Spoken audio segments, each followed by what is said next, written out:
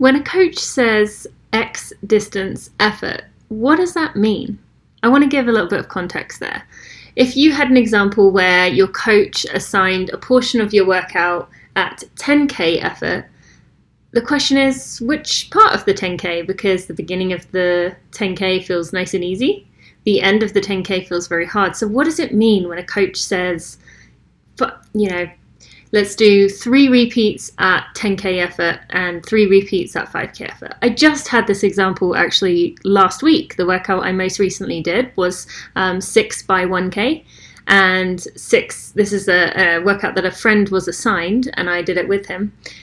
And the prescription for the workout was 3 at 10k pace and 3 at 5k pace. What does that mean?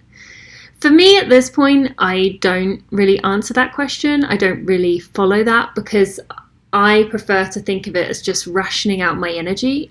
With every workout that I do, my personal way of approaching workouts is to ration out my energy. So I want to think about in reps 1, 2, 3 for that workout last week, where should I be feeling? If I'm going to do 6 of these, what kind of effort level should I be feeling? However, I understand that's not helping other than in that specific example. But what you can take it to mean is it's just helping you to think about what kind of speed you want to be going at. So let's say you are doing 800 meter repeats or 400 meter repeats.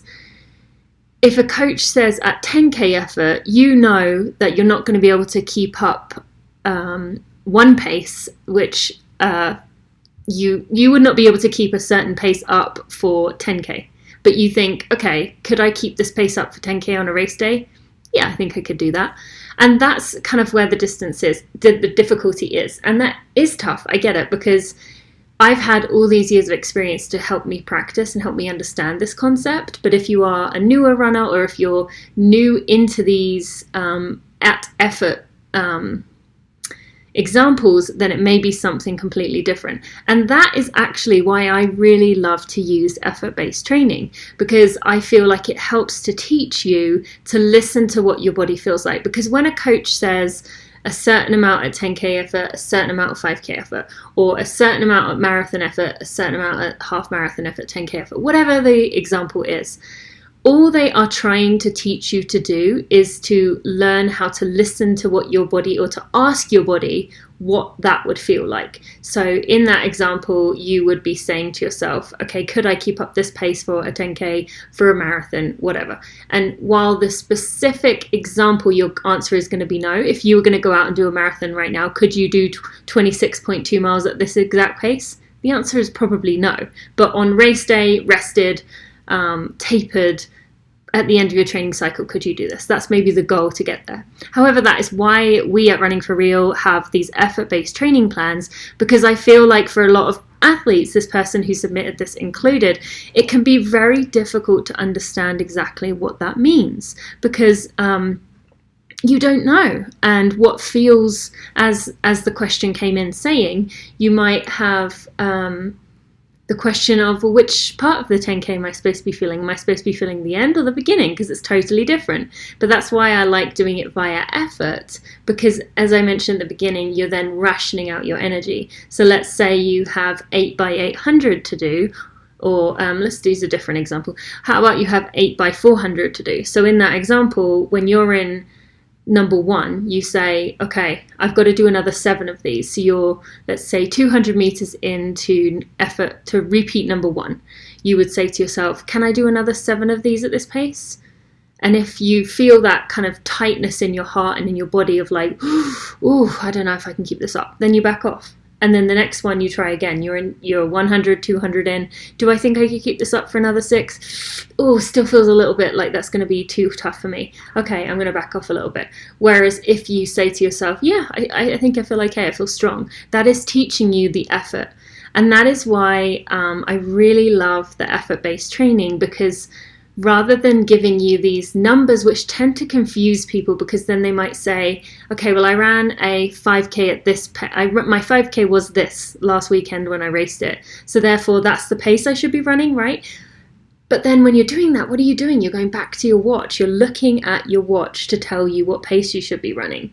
And so I really love just asking myself, almost seeing it as like a battery meter. Like, am I working my way through the battery meter in a reasonable and acceptable way? So that way also early on, if you go out too fast at the beginning of a workout, you can still pull it back when you are a quarter of the way through. Whereas if you are tied to an effort at a certain pace or a certain distance, it can be quite difficult to pull yourself back, because you'll say, yeah, but I still need to keep up the 5K effort, I still need to keep up the 10K effort. So I really love to use effort only and just thinking about rationing out your energy, because it teaches your body to then know what to do. So then when you're in the race, let's say you're in mile 1 of the marathon, you can say to yourself, mile 1 maybe is a bit tricky. I always encourage people to look at the mile mark of mile 1, because you get caught up in things. But let's say you're at mile 3 and you say, do I feel like I'm about where I should be for mile 3 energy wise? Yeah. Or if you feel like, 23 miles is a long way to go at this speed, I'm going to back off a bit. And then you can, get to the halfway point in a race, and you can say to yourself, do I think I'm about halfway through my energy levels? Yeah, I think I am. And so I will put links to the training plans we have at Running for Real. And there's 2 levels depending on how much training you do. As long as you're running 25 miles a week, you can do, or as long as you have done 25 miles a week, you can do any of these 2 plans. But the upper one is more for people who are on the higher end of the mileage scale. But I really think it confuses a lot of people thinking about paces or 10K effort, 5K effort, half marathon effort, marathon effort. We have to use these numbers to kind of explain it. But I really love that we can train ourselves to not use these external factors to tell us what to do, and let our bodies tell us what to do. Really abstract and at times unspecific in this example, and at times very specific in this example. I apologize for that. It is very difficult to explain, but those who have tried the effort-based plans we have get it. They're always very skeptical of me, I'm not going to lie. At the beginning, people are always like, I don't know if I can do this, I don't know if this is for me. They give it a try and they're like, wow, this works, and they use it again and again and again. It works, and you learn to trust your body, which is the most important piece. I hope this has been helpful. Thank you for listening. I'll see you next time.